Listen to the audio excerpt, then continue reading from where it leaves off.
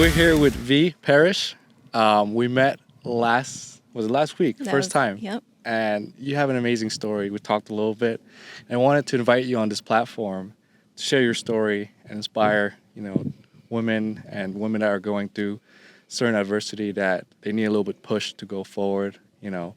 So I want to have you introduce yourself, where you're from, what your mission is, and what are you doing right now? Yeah. Yeah, Awesome. Well, my name is Vee, Queen Vee on Instagram, and I help women across the country and at the gym that I work at in St. Fit in the Napa Valley, really just increase that confidence, become the woman that they are meant to be by way of fitness, and, really keeping those promises to themselves. I find that a lot of women put themselves on the back burner, and that just leads to all kinds of problems, loss of confidence, loss of self-esteem, and that was really me. And so having gone through all the things that I've gone through, I can really relate to a lot of people that are going through it too. And I'm originally from South Dakota, Oh, wow. but I've lived in California the last 15 years. I have 4 kids, and keeping it busy. So what got you into fitness? So let's see here. So what got me into fitness was I was actually going to college for my psychology degree, and I was tired. Leading up to that time, I had gone to the doctor because I thought I had an autoimmune disorder. I was tired all the time. I woke up with headaches.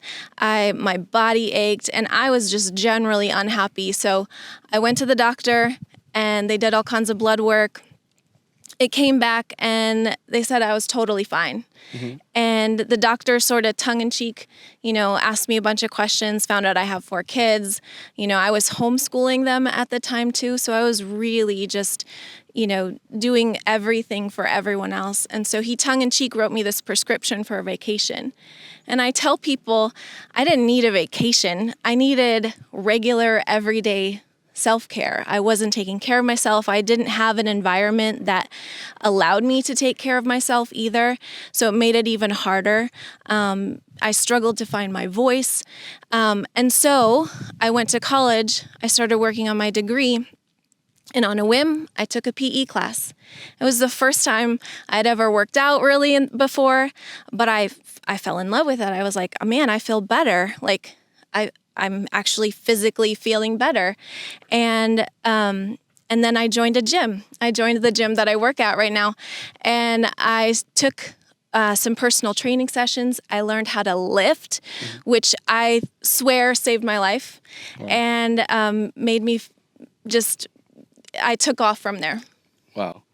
What are some of your pain that you've been through in your lifetime? Anything you want to bring up to show the world that, hey, you're a freaking human being too. Right now you're a rock star, but, where's your origin story? Where it all started, Yeah. Well, man, so when someone asks me a question like that, it's hard to know where exactly to start, because in all reality, I feel like I shouldn't even be standing here today with everything that I've gone through. I grew up in a home that, my dad struggled with alcohol and drugs growing up. I got married when I was 17. Oh, wow. And so, and I started having kids right away. I had 4 kids by the time I was 25. And I love being a mom. I love being a mom. They are such a blessing in my life. But because of the way that it came about, I really was that person that didn't take care of myself. And part of it was just because I lacked the confidence, the self-image, the standard to really believe that I was actually worth speaking up for myself. Mm-hmm. So that's like the story in a nutshell. But all throughout that, I have little nuggets of hardship, whether it was going through a divorce, getting kicked out of, an apartment, or going through lawsuits. That's why I say, I shouldn't be standing here today, because I know that there's just been hit after hit after hit. But I'm so grateful for the program that I actually teach today because it literally saved my life. Wow. So with your hardship, what keeps you going? Is it your family? Is it for you to strive to be the best version of yourself to serve the world? Mm-hmm. Or what is it? It's both, actually. Of course, it's my family. Like, I have 4 kids, and there's nothing more that I want in the world than to see them shine, to be able to give to them everything that, they need and want, to be able to have that family time. But then even beyond that, like, I really have this deep sense of purpose in my life. Like, I know that God put me here on this earth for a reason. And that is actually probably the thing that has kept me going the most through it, because that isn't dependent on anybody else. And I think that deep, unrelenting belief that God has something good for me in this life has been the thing that has kept me going, even in spite of all those hardships. That the bigger the mountain, the bigger the climb, the bigger the person to take over it. Wow, man. Have you been on any podcast before? This is my 3rd podcast. Yeah. You're natural. You're just rolling with it. So, Yeah. I wanted to know more about like how you grew up, the pain that you had to go through. You want to expand on that? Because Mike is putting in a lot of good words, and I want to use your story to help uplift and inspire other people. Yeah. Yeah, so I grew up in a tiny, tiny town in South Dakota. I have 5 sisters. And one of the things that was really hard for me growing up was, I had a dad that struggled with first alcohol, and then he struggled with a marijuana addiction. And there were other drugs, in and out of the house during my whole childhood. And, watching my dad really struggle with just all the vices. I watched him not ever become the person that I could, even as a kid, I could see who he was, like who he really could be. But all those things just kept getting in the way.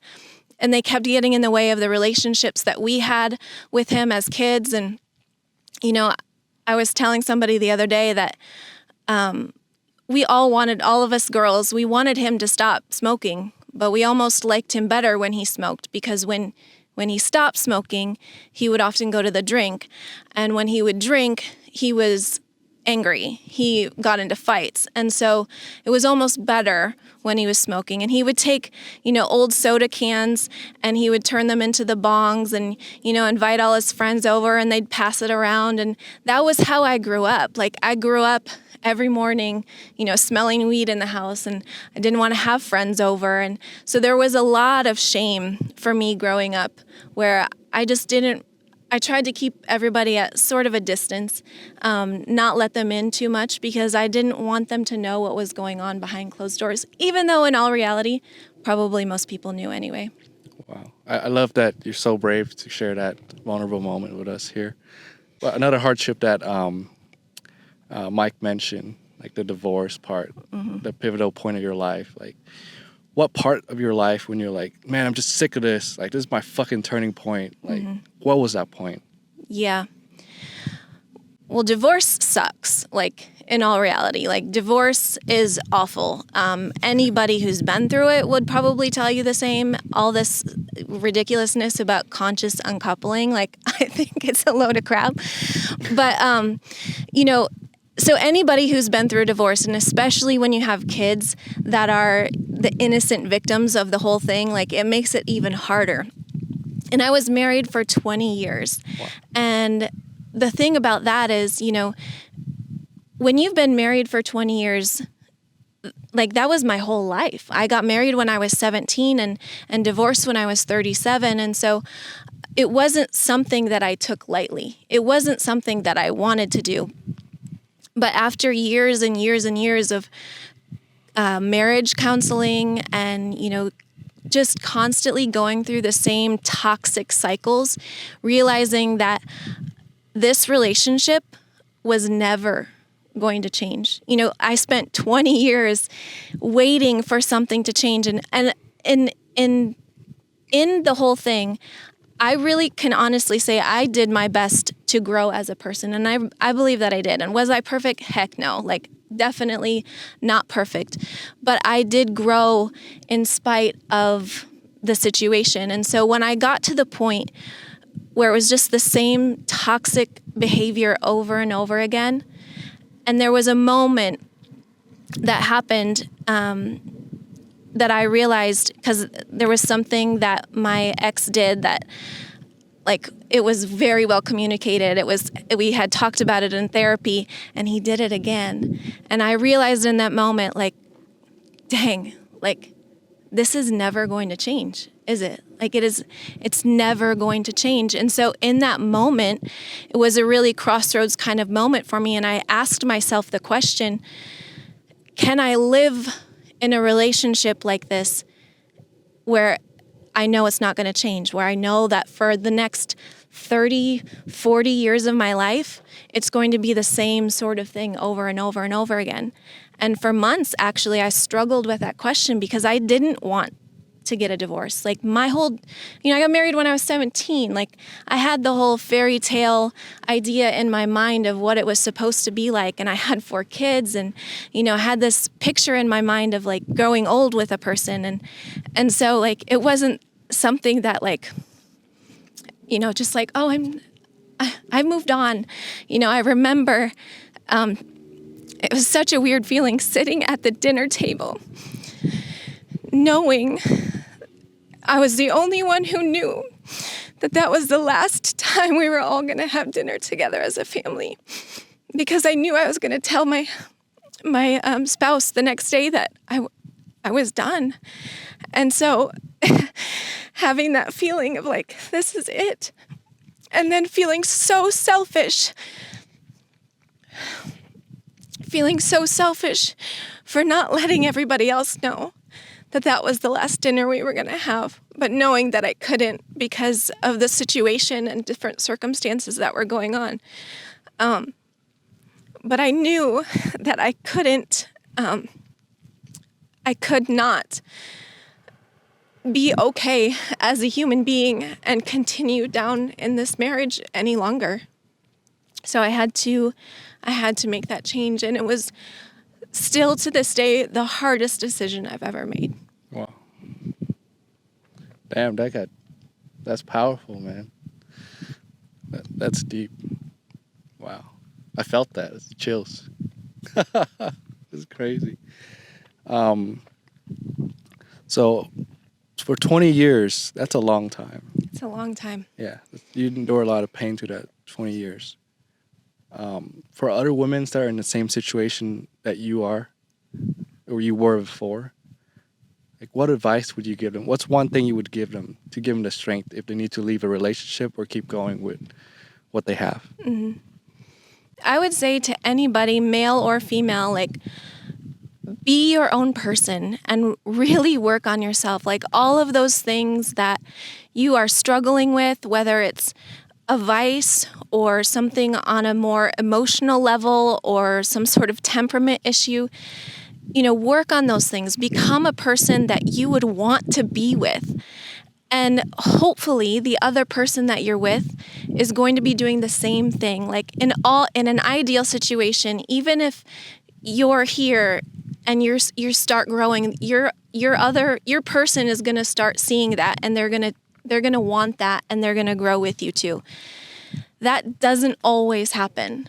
And when that doesn't happen, you have to ask yourself those questions, like I had to ask myself, like, what are you okay with? What can you live with? And I really think, whatever you want to call it, like listening to God, tapping into the universe, source, whatever that is, you have to start listening to that, and not take it lightly. It doesn't. You have to really ask yourself the hard questions, like, what do I need to do to become the person that I would want to ultimately be with? Because if you have done all of that work and you still have come to that place where it's not working, you probably will already have the strength to move on. Wow. Yeah, man. That's I don't know. I don't know what to say. This is very deep, and I know a lot of people stay in relationships. I know I have. Well, my relationship has not been more than 20 years, but it's like 7 years.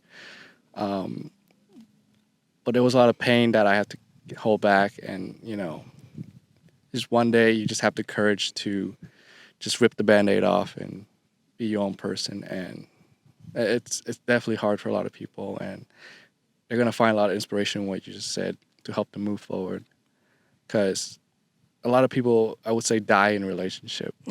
Absolutely. Like, a lot of people die in a relationship because what I see is like it's a fit couple, they get married or they have kids or something, and they're both fat afterward. Or it's just a couple is doing really well, and once they get married, they settle. And, I mean, they just die after that marriage, right? The movie end, But I love that you're willing to pull back the curtain on your life.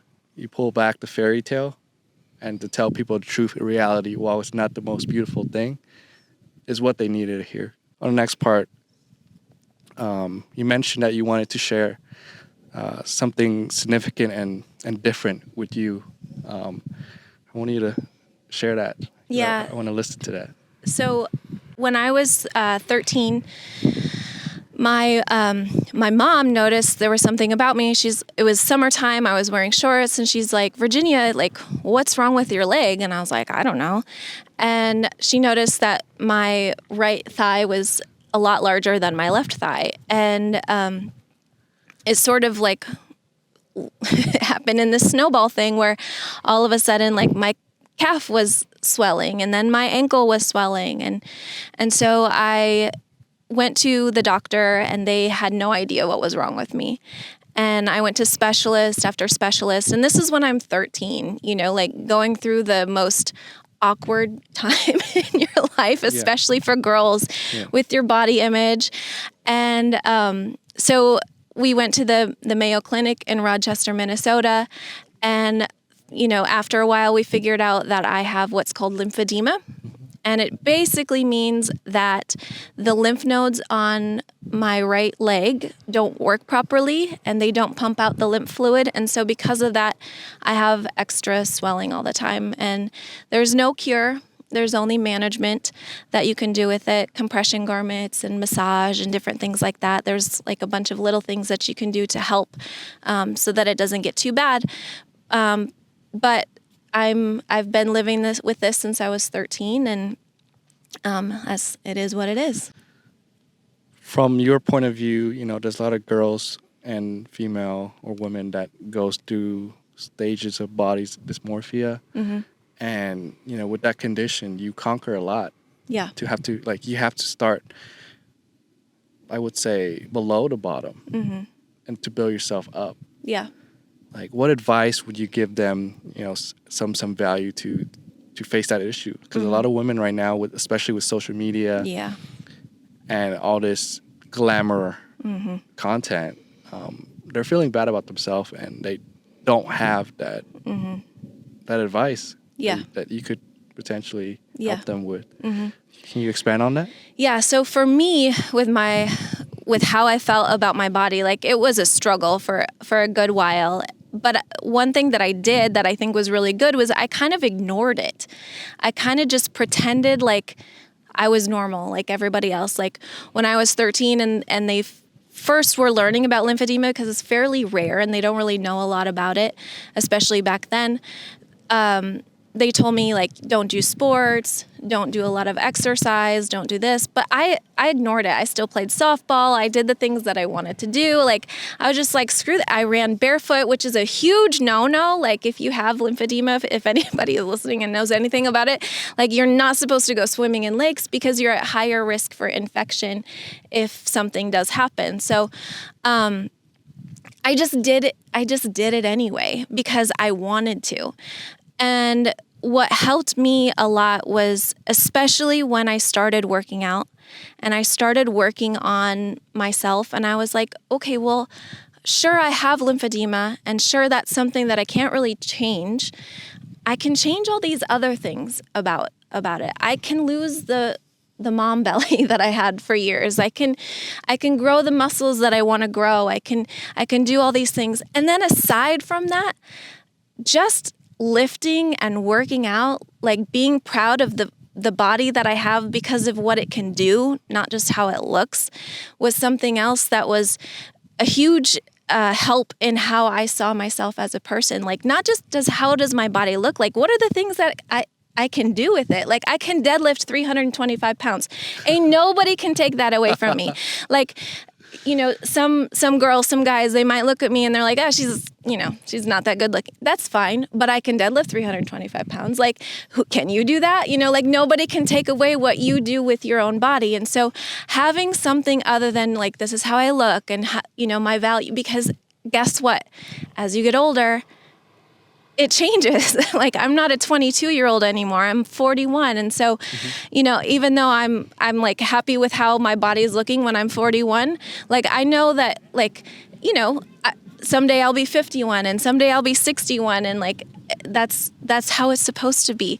So having your value, not just based on how you look, I would say that's number one. But then the other thing is, like, all those changeable parts about you, you can change them. Like, if you want to change something about your body, if you want to grow your glutes, if you want to lose your mom belly, if you want to do all these things, you can absolutely do that. And that is such an empowering thing to realize that, you're not stuck there. It's not that your metabolism has changed. It's not that you went through menopause. It's not that you had 3 kids. It's that your lifestyle isn't supporting your goals right now. And so actually changing your habits so that you can have the life that you want is really the big deal, and how you actually change that. Wow. I love it. Yeah, a lot of people let just the one small thing stops them from moving to the next step. And literally you just take in, like, okay, this is a side thing right now. Let me focus on what I can change. And I think that's like phenomenal value that not a lot of people are capable of doing. And now you're doing it at the highest level. You're helping people, mentoring people to get them to the next step. I know fitness, I would say, save more lives than ever right now. Mm-hmm. With what's going on right now, we're in a stressful environment. There's supposedly a recession going on. A lot of people are losing their shit. But a lot of people are turning to fitness right now. And I'm so, like, thankful that you get to help them and you get to represent your mission, and you get to take that and uplift other around you. I used to run a church for 20 years. I was in ministry, probably over 20 years, honestly. Ran youth ministries. I was actually, most of my job for most of that time was actually leading a worship band. I used to sing a lot. I used to lead teams, and but dealing with a spouse who was the pastor, and dealing with all of the relationship dynamics when there's a lot of toxic drama going on behind the curtain, and people had no idea what was going on behind closed doors, and all of the fights and all of the drama. He was actually diagnosed with narcissism. Everybody likes to say their ex is narcissistic, but mine actually was. But being in a relationship where you're actually on the other side of that and still trying to shine, not just even trying to be okay, but then definitely, like, shining is kind of out of the question when you're in that kind of relationship. And so that was kind of the turning point. But even after, I had left that relationship, I'd gotten the divorce, what was really difficult was when you are a pastor and you're married to a pastor, and then you decide after 20 years to get a divorce, you just really messed up a whole lot of people's paradigms. And you just really probably turned a lot of people against you. And that's exactly what happened to me. My ex, since he was, who he was saying all kinds of things about why I was divorcing him. None of them were true. It didn't matter what we had been talking about the last 20 years. And so I had all these people that, I thought they were my friends. I thought that, these are people that I had prayed with in front of the church, cried with at the altar, like that kind of thing. And now like they wouldn't even say hello to me in the grocery store. And having that, and I didn't do what most people would do in that situation. I stayed in the same town. I stayed in the same little tiny town, and I let people talk about me, and I knew they were talking about me, and I just used it to be like, okay, I'm not going to care what anybody thinks about me. I'm going to do the thing that I really feel like God is telling me to do. Like, I have a purpose for my life, and I can't spend the next 40 years of my life dying in a relationship, like you said. Wow. Damn, her story is badass, man. So with that, I want to expand on another point that you mentioned to me before, and it's about, you have to put your priority forward, even though like, you had family member, going through pain or even passing away, and you had to keep your head down straight. You got to take care of your family, and you had to make the money. Like, you didn't have time to like mourn for the losses of your family. Can you please explain on that? Yeah. So in 2021, my dad passed away from skin cancer.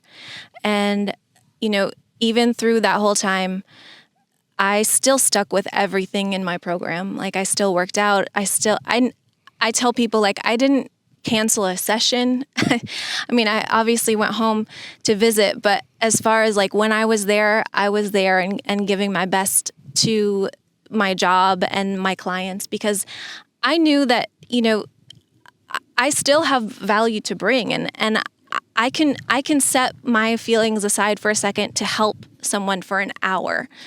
And then, a little over a year later, my sister, I get a phone call. I was in my workout, 5 a.m. like I always am.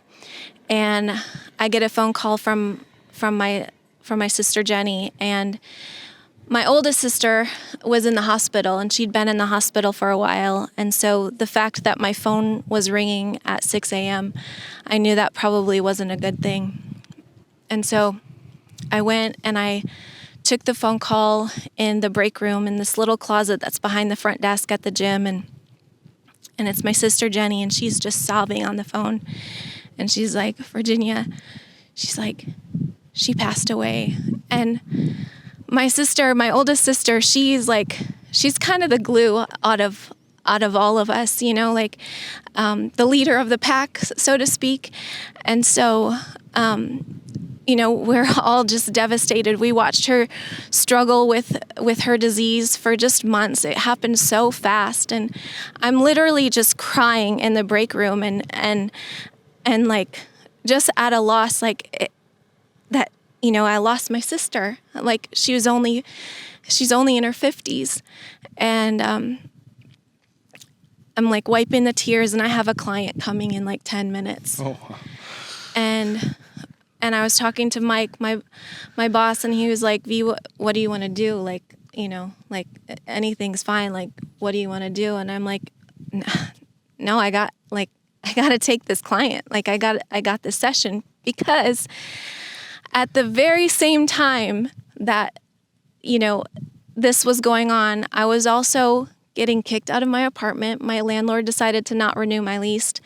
And I was going through a lawsuit from a debt collection from going through a divorce. So I knew, like, I have to take it where I can get it right now. Like, now I have to go home and fly home and for a funeral. And so what are you going to do? You have to just pull it together and find the strength so that you can just keep going. Like, you're kind of left with no choice at that point. It's like, pull it together or fall apart. And then if I fall apart, what happens to my kids? Like, what happens to my clients? What happens to everything that I've been talking about for years about becoming unbreakable, becoming the person that you're meant to be? And when life gets hard, like, we get tougher, we get stronger, all those things that are resistance against us. Like, it's just like when you work out, you add resistance every time you lift weights. You're supposed to add weight on the bar every time so you can get stronger. And here I am, this is not the time to be crumbling. Wow. Man, I don't have a word to say. Like, that's just like straight hardcore. Like, yeah, that's gonna help a lot of people, honestly. So as we come to a close here, I want you to, as we come to a close here, what are some advice would you give to someone that's starting out on whether it's business or their fitness journey, or someone that's been through a traumatic event that's trying to bounce back? Through your experience, what sort of advice you would give them to help them move to the next step in their life? What I would say, first of all, is find people that you can be around that are going to support the next step for your life. Because if you're trying to do it alone, you're going to have a really, really hard time. I'm so grateful that I was plugged into a community when all hell broke loose. I was plugged in with people that knew my heart and knew what was going on and were like, V, like, don't stop. You got this, And even when I was in a puddle on the floor, it was like, okay, well, be there, stay there, cry your tears, do what you need to do, but don't stay there. Like, you can't end this in a tragedy. You can't just not get up. And so I would say get around people who really pour gasoline on your fire. Get around people who are going to, be on the sidelines when you're running down that track and you're like tired because you've just been going and going and going. But you have all these people that are like, don't stop. Like, that's the kind of people that you need to get around. If you do that, then, you already, you're building an environment for you to succeed. Beyond that, what I would say is I'm always a proponent of get your ass in a workout. Like, get out of your head and into your body. Like, start listening to your conscience. Start listening to what are the things that God has for you. What is your purpose in your life? Start asking yourself those deeper questions. And then do something in a small action form every day. Like, it doesn't have to be huge. It doesn't have to be grandiose. It could just be, I worked out for 15 minutes, but the next day I'm going to work out for 20, and I'm not going to stop at all. Like, I'm just going to be very, very consistent with these habits. And those habits really start to stack up on each other. And that's really how it is in anything. Like, all these things, all these people that you see that are super successful, we want to kind of create an excuse in our mind and have it be like, oh, they must have money already, or that must be daddy's money, or they were probably born fit, or they have super athletic parents. Like, we create all these excuses, but none of those are going to serve you well. Most people who have what they have, it's a string of habits that they did every single stinking day. Whether the sun was shining or the rain was pouring or somebody died or you got kicked out of your house, like, it was something that you chose to do in spite of the circumstances or your feelings. Wow. What is the next step for you, for your mission, V? I think the next step for me is like this is actually super helpful for me because, I have been through a lot, and I do feel like I've done a lot of personal growth for most of my life, honestly, but I haven't always been somebody who talks about it. I haven't been somebody who's, really been able to find my voice very easily all the time. Part of that is because I was in a relationship where that was really diminished. Part of that is because I think that's kind of a typical female thing to do anyway, is to stay quiet, to stay in the background. But as I have really established some habits in my life, really built my confidence back up, really had to face a lot of hardships and still thrive through it all, I'm like, well, actually, I do have a lot to say. And I do have a lot to help people with. And I know that me keeping quiet is actually a very selfish thing to do. So when my ego gets in the way and I'm like, well, maybe I shouldn't share. I don't know how to share. Like, that's not going to help me or them. And it's actually more ego than anything else. And so when my next step really is to just keep talking and keep sharing my story and just keep putting myself out there in more ways. Wow. We have a lot of speaking event coming up, so we'll be plugging you in. Awesome. I think you have you have it. I appreciate it. You have it. Before we go, I would like for you to expand more on your coaching business, and also how can people find you? So my name is Virginia Parish. You can find me on Instagram at Queen 3_Vee 3_. I have a whole team of badass women who are lifting, building themselves up, increasing their confidence every day by the actions that they are taking.